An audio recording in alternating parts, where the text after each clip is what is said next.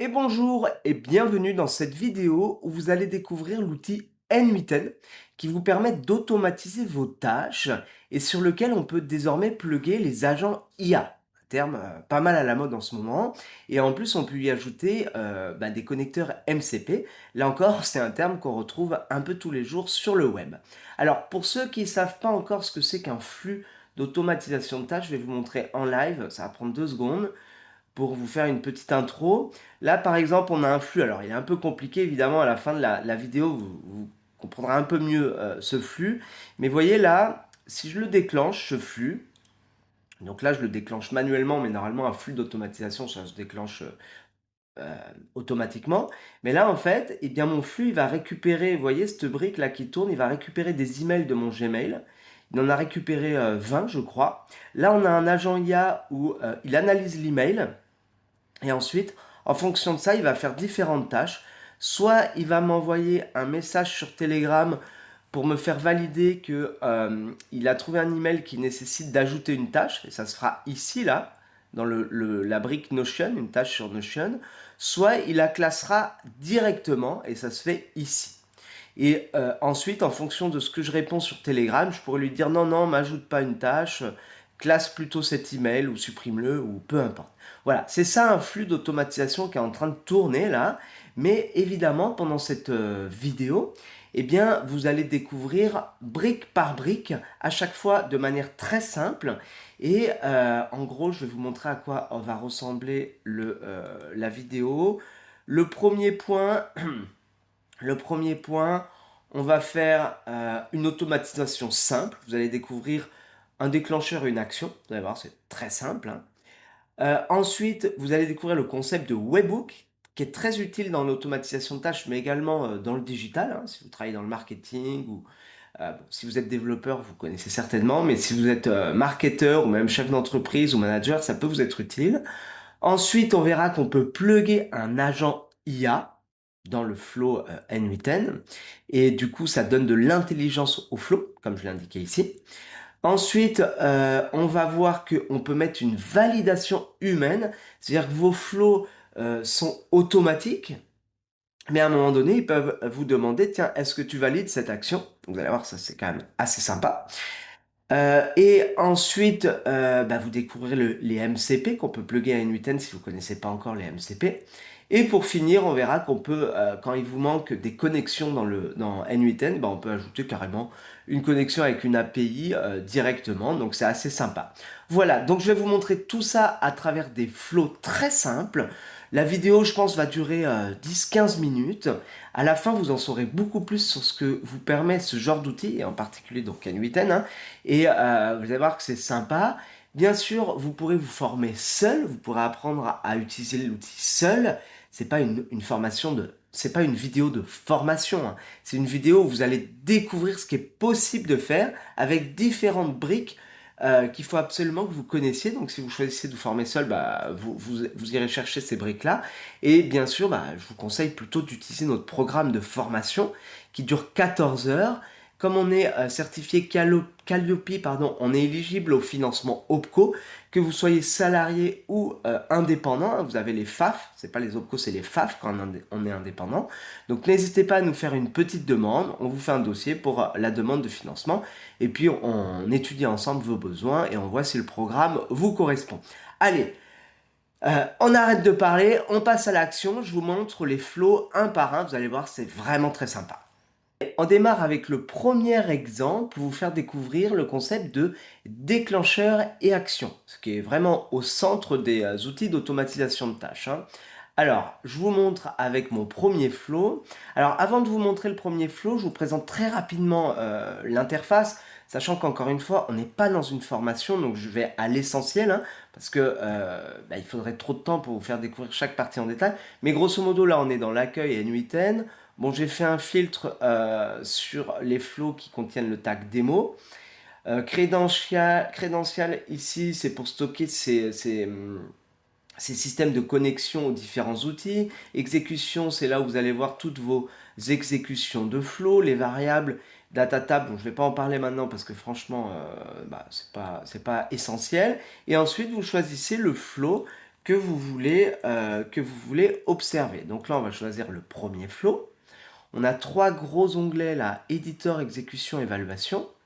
Là, pareil, je ne vais pas trop rentrer dans les détails, mais éditeur, bah, c'est pour construire son flow. Exécution, c'est pour voir les différentes exécutions. Donc à chaque fois qu'il s'est déclenché le flow. Donc, je vais vous montrer comment ça fonctionne, les déclencheurs et les actions. Bon, déclencheur, c'est ce qui définit le déclenchement du flow. C'est assez simple à comprendre. Là, j'ai mis un nouveau rendez-vous dans mon Google Agenda. C'est-à-dire qu'à chaque fois qu'il y a un nouveau rendez-vous dans mon Google Agenda, le flow se déclenche et fait les actions que j'ai prévues. Donc là, il n'y en a qu'une pour simplifier, mais je pourrais en choisir plusieurs. Vous voyez, je peux aller dans Actions et je pourrais choisir, je peux choisir d'envoyer un SMS. Il y a certainement une application connectée. Vous voyez, il y en a plus qu'une d'ailleurs. Je peux certainement aller dans les CRM. Vous voyez, j'ai tous les CRM de connectés.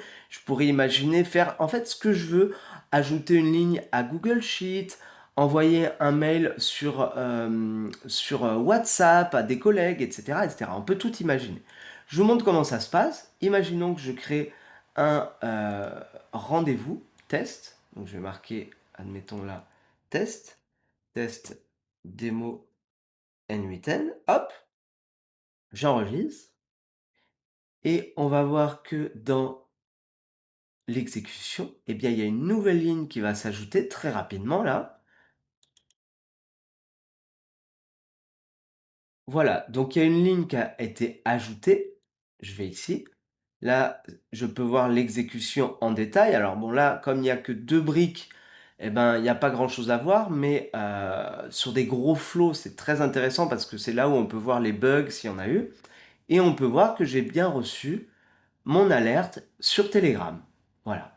Donc après, évidemment, il faut vous projeter dans votre situation, imaginez vos propres déclencheurs à ce stade et vos propres actions, et vous allez voir dans les flows suivants qu'on peut ajouter d'autres briques très utiles.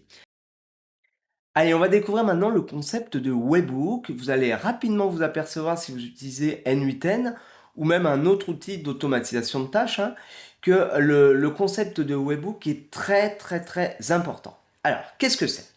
Une fois que vous aurez fini cette vidéo, peut-être que vous direz, ah tiens, je vais tester, je vais tester de créer un flow N8N, et vous allez vous dire, tiens, j'aimerais bien que quand quelqu'un remplisse mon formulaire sur mon site, eh bien j'aimerais bien récupérer les infos et les envoyer dans mon CRM ou dans mon Google Sheet ou par email. Donc là, vous allez vous dire, c'est génial, c'est super simple. Imaginons, vous ouvrez un nouveau flow, vous allez dans Plus, vous choisissez un déclencheur. Donc les déclencheurs, donc c'est ici, hein, Add Another Trigger. Et là, vous allez chercher par exemple votre formulaire. Votre formulaire, par exemple, moi, mon formulaire sur mon site internet, c'est Contact Form 7. Donc je me dis, génial, je vais chercher Form 7. Là, je me dis, ah bah mince, il n'y est pas, comment ça se fait? Je le cherche et en fait, il n'y est pas. Pourquoi? Parce qu'il n'y a pas tous les déclencheurs qui sont reliés à N8N. Il y en a beaucoup, hein. Tout ce qui est la sphère Google, tout ce qui est la sphère, enfin tous les outils les plus connus, il y en a beaucoup qui sont reliés à N8N, mais parfois il n'y en a pas. Et quand c'est comme ça, bah, pas de panique en fait, parce que vous pouvez utiliser les webhooks. Alors les webhooks, c'est quoi? Je vais rentrer dedans, je fais Open.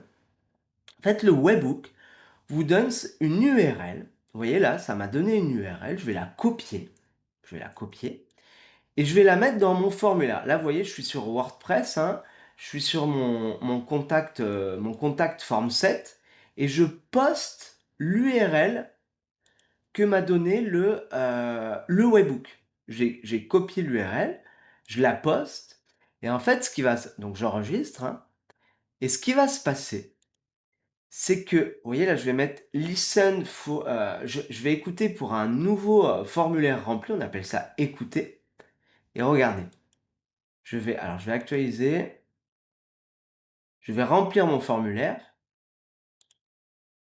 je remplis mon formulaire, hop. Donc j'ai rempli mon formulaire, j'ai pas encore cliqué sur valider. Vous voyez que là, je vérifie que mon webhook, il est toujours en écoute et je vais valider. Et là, regardez, hop, Ça a marché, j'ai bien relié mon formulaire à mon webbook, qui est donc mon déclencheur, là où le webbook devient mon déclencheur. Et vous voyez, il a récupéré toute la data, notamment prénom, nom, téléphone, email. Et en fait, bah voilà, mon déclencheur est en place. Malgré qu'il n'y ait pas de déclencheur natif relié à une 8N, eh bien je peux le récupérer simplement en ajoutant l'URL dans mon contact form set.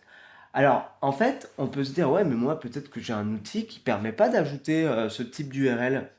Alors, en général, tout outil qui tient un petit peu la route aujourd'hui, hein, on est en 2026, a un système de webhook.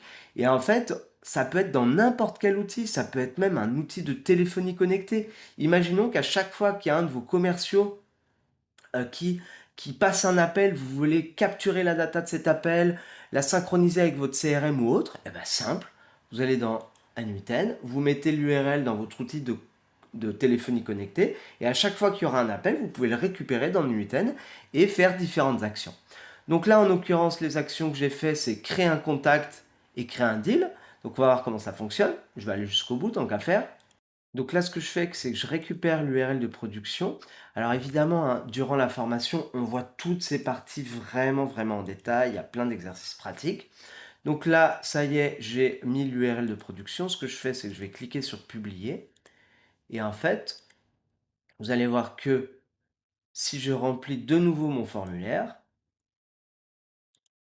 donc là, vous voyez, j'ai choisi une adresse email unique, hein, je valide. Et je devrais retrouver, hop, dans les exécutions, on va attendre 2 petites secondes. Voilà, le flow a été déclenché. J'ai créé un nouveau contact dans mon CRM, un nouveau deal. Vous voyez que quand je clique sur les différentes briques, en bas, j'ai les logs. Et ça me permet de voir, alors là, on va pas voir ça en détail parce que ça commence à être un peu trop compliqué et c'est pas l'objet de la vidéo, mais je peux voir ce qui a été transmis à mon CRM, quand j'ai créé le contact, quand j'ai créé le deal, et je pourrais imaginer d'autres choses. Encore une fois, je pourrais envoyer un message sur un outil de messagerie instantanée, je pourrais faire tout ce que je peux, tout ce que je veux, envoyer un email au prospect ou au client, on peut tout imaginer. Allez, on passe à la suite. Allez, on passe aux choses sérieuses, on attaque les agents IA intégrés au Flow N8N. Ça veut dire quoi? Ça veut dire qu'il va y avoir de l'intelligence maintenant dans l'automatisme. Et là, du coup, bah, je chausse mes lunettes, hein. J'ai pas le choix. Et je vais vous montrer les flows, enfin le flow que j'ai prévu pour vous faire découvrir les agents IA. On reste dans le très simple, hein, mais tout de même, on passe un level. Donc, si je compare au flow précédent, vous voyez que là, j'avais une suite d'actions, alors que là, j'ai plutôt un agent IA auquel j'ai relié les actions. C'est les mêmes, hein, créer un contact, créer un deal, mais vous allez voir la différence de concept. Déjà, la première des choses qu'il faut comprendre, c'est que dans le flow précédent, si j'ouvre la première brique, créer un contact, vous voyez que ici, j'ai relié en fait, pour créer mon contact dans le CRM, encore une fois, je ne peux pas rentrer trop dans les détails parce que ce n'est pas une formation, mais je vous donne l'essentiel pour que vous compreniez le concept. Donc ce que j'ai fait moi pour créer un contact, j'ai relié avec mon champ téléphone, eh bien, la valeur du téléphone qui a été capturé dans le webbook. Donc je récupère le champ téléphone, il est là, et je le glisse, grosso modo. Hop, et ça me fait mon champ téléphone. Ok? Et ça, je dois le faire pour tous les champs. C'est assez pratique, mais si vous avez beaucoup d'actions à mettre en place, c'est un peu chiant, et surtout, si par exemple il y a un champ, un nom de champ qui change, s'il y a des changements, votre flow il va se casser. Alors ça n'arrive pas tous les jours, mais malgré tout, quand vous avez beaucoup de flow, ça peut nécessiter un peu d'entretien et un peu de maintenance surtout. Alors que dans l'agent IA, eh ben là, c'est super parce que regardez, ici, dans mes tools, j'ai pas fait du mapping. Regardez, ici, j'ai coché une petite case, la petite case de l'IA là, hop, qui dit en gros, c'est l'IA qui va définir quelle info capturer pour remplir le prénom, le téléphone, etc. Donc c'est l'IA qui choisit lui-même ce qu'il va remplir. Ça, c'est le premier concept qui change pas mal les choses. C'est très agréable quand on fait beaucoup d'automatisme, bah, ça change radicalement la donne, hein. La deuxième chose, c'est que on va pouvoir faire un prompt dans notre agent. Regardez, je vous l'explique là. Tu es l'assistant du traitement des leads des formateurs du digital et tu vas créer un contact et ensuite tu vas créer un deal en utilisant l'ID du contact que tu viens de créer. Voilà. Et il se débrouille en fait. Je lui dis Coco, débrouille-toi. Voilà. Et Coco, il se débrouille. Alors le Coco en question, c'est qui? Là, j'ai mis GPT, hein, mais j'aurais pu très bien y plugger plutôt Anthropic ou Gemini ou autre LLM. C'est un peu dingue. Franchement, c'est très très sympa parce que d'un seul coup, les flows deviennent très simples et on mélange, comme vous pouvez, en tout cas, à mon avis, commencer à le comprendre là, on mélange automatisme et IA et les possibilités sont bah, très très nombreuses. C'est un peu sans fin, c'est très profond. Voilà. Allez, on passe au flow suivant.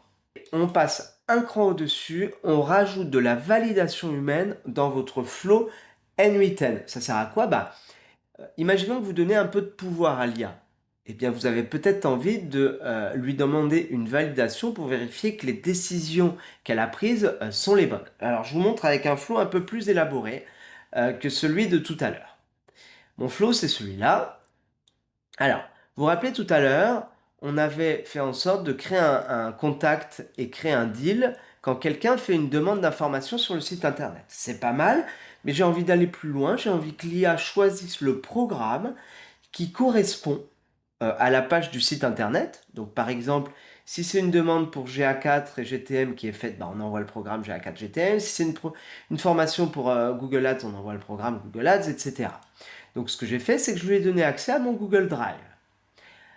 Et je lui ai également donné accès à mon Gmail pour envoyer les emails. J'aurais pu faire autrement, j'aurais pu lui donner accès à un outil d'emailing dédié, mais bon, voilà, je lui ai donné accès à mon Gmail. Et ici, j'ai fait une correspondance entre, c'est grâce à une table, hein, je lui ai fait les correspondances entre les codes programmes et les URL. Bon, on va pas trop rentrer dans les détails.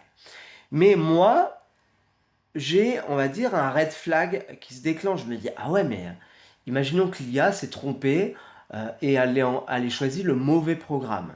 Alors surtout pour démarrer, hein, pour vérifier, eh bien qu'est-ce que j'ai fait? Je lui ai donné accès à Telegram avec un nœud un peu spécial où en fait ça envoie un message et ça attend la réponse pour continuer le flow. C'est quand même assez sympa et je vais vous montrer le prompt que j'ai fait. Alors il est un peu plus élaboré. Mais rien de foufou, hein. En gros, je lui ai dit, tu es l'assistant du traitement des leads des formateurs du digital, exécute les étapes dans cet ordre. Donc je lui ai dit d'abord tu crées le contact puis le deal, parce que là il n'y a pas de problème, hein, c'est pas trop compliqué. Ensuite je lui ai dit identifie le code programme en fonction de la page sur lequel a été fait la demande d'information. Je lui donne un exemple. Et ensuite je lui dis attention, tu dois faire une demande une fois que tu as choisi ton programme, tu dois faire ici, là, étape 3, demande de validation pour envoyer le mail au prospect.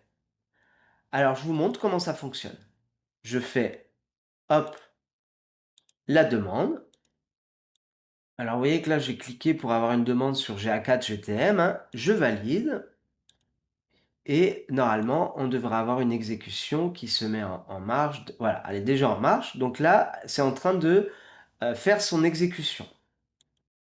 Donc pour rappel, hein, dans l'ordre, en attendant que ça exécute, l'IA va créer un contact et un deal. Ensuite, il va chercher le programme qui correspond. Mais avant d'envoyer le message, on pourrait le mettre ici puisque c'est la dernière brique, eh bien, avant d'envoyer le message, il va me faire une demande de validation sur Telegram. Et voyez, regardez, j'ai reçu le Telegram ici, et il me dit, programme sélectionné pour le deal, pour le lead Bardou, GA4003.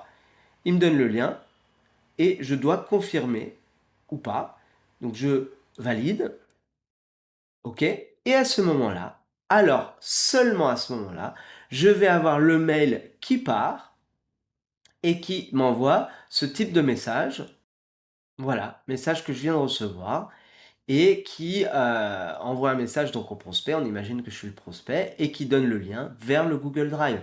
Alors après, j'aurais pu utiliser, différentes choses. Ça pourrait être un programme PDF, là c'est un Google Doc, mais bon, peu importe, c'est pas le sujet de la démo et on a vraiment quelque chose, bah, de très sympa puisqu'on a mixé finalement automatisme, agent IA, validation manuelle qui n'est autre qu'une brique parmi d'autres des possibilités, hein. Voilà, donc c'est vraiment très, très sympa. Alors maintenant, on va découvrir les fameux MCP. Alors déjà, je vous présente un petit peu de quoi il s'agit. Les MCP, on va dire que c'est une surcouche des API. C'est-à-dire que les API, vous savez, c'est, enfin, je sais pas si vous savez du coup, mais ça permet de dialoguer entre différents outils.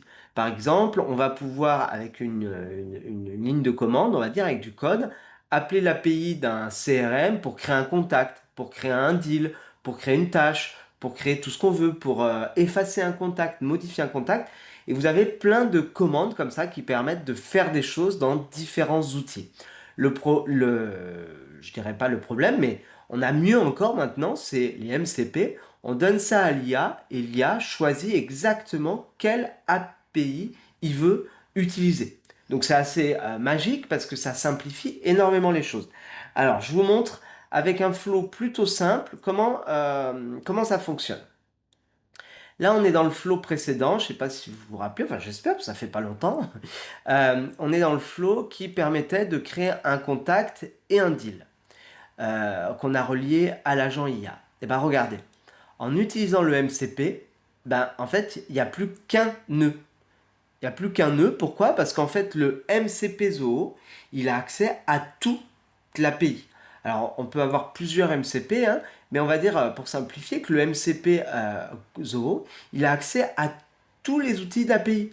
Donc, au lieu de lui dire créer un contact, enfin, au lieu d'utiliser l'outil créer un contact et ensuite l'outil créer un deal, eh ben, je lui ai simplement dit dans mon prompt, et c'est là où tout commence à être vraiment, vraiment magique, hein. Quand on accumule tout ce qu'on a vu depuis le départ, on commence à avoir quelque chose de sérieux là.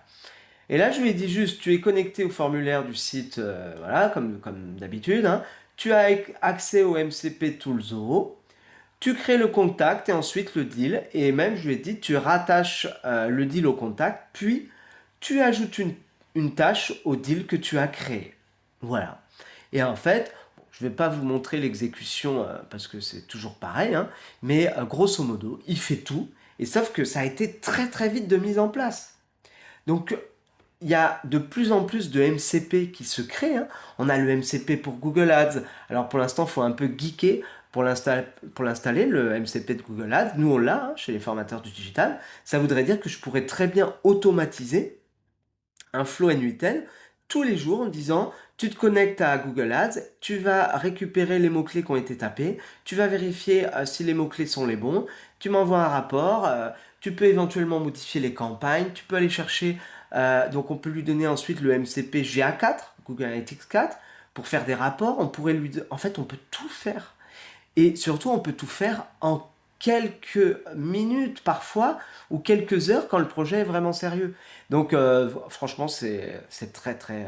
enfin, je sais pas ce que vous ressentez à ce stade, on arrive bientôt au terme de la vidéo, mais c'est quand même vraiment cool, quoi. Allez, on va regarder notre dernier exemple pour découvrir les connexions avec les API directes. C'est-à-dire que bah, ça va vous permettre de comprendre que même si un outil n'est pas connecté à une 8N, alors on avait vu en déclencheur qu'on pouvait utiliser les webhooks, mais s'il n'est pas connecté en action, bah, on utilise l'API directement. Et vu que la quasi-totalité des outils aujourd'hui proposent des API, ou alors il faut fuir l'outil selon moi, mais vu que tous les outils proposent des API, bah, alors il n'y a plus aucune limite avec N8N. Alors, avant de vous faire découvrir cet exemple, ce flow, j'ai envie de vous dire que si l'outil vous passionne, si vous vous rendez compte que bah, N8N, alors il y a pas que N8N en automatisation de tâches, il y a également Zapier, Make, c'est le plus important. Mais moi, je considère que N8N est le plus sympa d'une part parce qu'il est gratuit si on l'installe sur son serveur. Et en plus, il est vraiment très très simple, une fois qu'on est formé en tout cas, à utiliser. Et justement, n'hésitez pas à demander notre programme de formation. 14 heures, c'est pas grand-chose, hein, et à la fois vous allez gagner tellement, tellement de temps plutôt que de vous lancer toute seule ou toute seule, et puis l'outil par la suite vous fera gagner, ça c'est sûr, du temps, beaucoup, beaucoup de temps, mais là on parle en jours ou en mois même, hein, tellement ça va vous faire gagner du temps. Alors, l'API, c'est quoi? Imaginons que j'ai envie de me connecter à Conto. Vous savez, Conto, je ne sais pas si certains d'entre vous connaissent, mais Conto, c'est une banque en ligne pour les professionnels qui est vraiment très très sympa. Moi, je l'utilise pour une de mes sociétés, deux de mes sociétés d'ailleurs, c'est assez sympa. Imaginons que j'ai envie de créer des devis avec l'IA, par exemple. Eh ben, je vais me dire c'est génial, enfin pas avec l'IA, avec N8N. Je me dis c'est génial, je vais chercher Conto dans les actions, je cherche Conto, et là je vais me rendre compte que ah mince, oh c'est pas connecté, donc je suis un peu déçu, je me dis mince comment je vais faire quoi, c'est dommage, j'avais fait tout un plan, et en fait bah pas de problème parce que Conto expose son API à une API, et en fait je vais utiliser la brique là que vous voyez, c'est une brique API. C'est un peu plus compliqué, on le voit pendant la formation, mais en fait, eh bien, je vais pouvoir me connecter à l'API, ça c'est l'API de Conto, ce qu'on appelle un endpoint, ça c'est le endpoint pour récupérer les clients, mais après on a le endpoint pour créer le devis, etc., etc. Vous voyez, à chaque fois c'est un endpoint différent. Et donc il va falloir faire un petit peu de code, mais maintenant avec l'IA c'est quand même assez simple. Voilà, donc là je l'ai fait en mode enfin voilà, on peut imaginer un certain nombre de choses. Et là, en 2 secondes, bah, avec mon flow, je peux lui parler parce que là, je l'ai connecté au chat. Donc, je peux lui dire, par exemple, touk touk touk, récupère, récupère. Donc, je pourrais parler. Alors, je, je pourrais faire soit des automatismes. Là, je me suis trompé. Hop, je vais le stopper. Je voulais écrire récupère le client Eficonex et crée-lui un devis pour une formation N8N à 1180 € en inter-entreprise, par exemple. Et bien là, ça va faire le job en fait, hein. Ça va récupérer le client sur Conto, comme on peut voir. Donc déjà là, c'est l'IA qui réfléchit, hein. Ensuite, ça va récupérer les clients. Ça va créer le devis. Là, j'ai mis un wait, je vous passe l'explication, mais j'ai dû mettre un wait de quelques secondes. Et ensuite, eh bien, ça va, un peu plus loin dans le flow, créer le devis et envoyer le devis par mail. Voilà, j'ai bien reçu le devis par email de ma société Shift and Progress. Vous voyez? Alors là, vous allez me dire, mais quel est l'intérêt de faire... Alors bon, déjà, il y a un intérêt, vous voyez, en 2 secondes, je peux créer un devis, ce serait plus long d'aller sur Conto. Mais là, je vous l'ai fait en mode manuel, mais on pourrait l'imbriquer dans un flow automatique. C'est-à-dire, dès lors que je reçois une demande de formation avec le formulaire comme je l'ai montré tout à l'heure, je pourrais très bien créer un devis avec Conto. Voilà. Et donc, pourquoi je peux le faire, ça? Non pas parce qu'il y a une connexion entre N8N et Conto, mais parce qu'il y a la possibilité d'utiliser les API dans N8N. Et comme Conto propose une API, alors on peut aller jusqu'au bout des choses. Voilà. N'hésitez pas à nous envoyer un petit message pour faire une demande d'information. Si vous voyez la vidéo là, il y a peut-être un bouton, ça dépend où vous voyez la vidéo, mais un bouton pour faire cette demande d'information, un formulaire, ou que sais-je. N'hésitez pas à prendre contact avec nous pour avancer, pour vous former, parce que je crois qu'à l'heure où je parle, en tout cas, en 2026, 15 juin 2026, à l'heure où je parle, il est vraiment, vraiment urgent de ne pas perdre le fil dans le digital et de se former. Alors bien sûr, c'est mon rôle de dire ça, vu que je gère l'organisme de formation, je suis moi-même formateur. Évidemment que c'est mon rôle, mais je le pense sincèrement. On doit se former, même moi, je me forme tous les jours. On doit se former, continuer à se former et se former plus que jamais. Voilà, donc j'espère que ce sera votre cas. Monter en compétences, c'est essentiel. Et en plus, comme je vous l'ai dit, hein, nos formations sont éligibles au financement, OPCO et FAF. Donc, faites-vous plaisir, j'ai envie de dire. Allez, à très vite.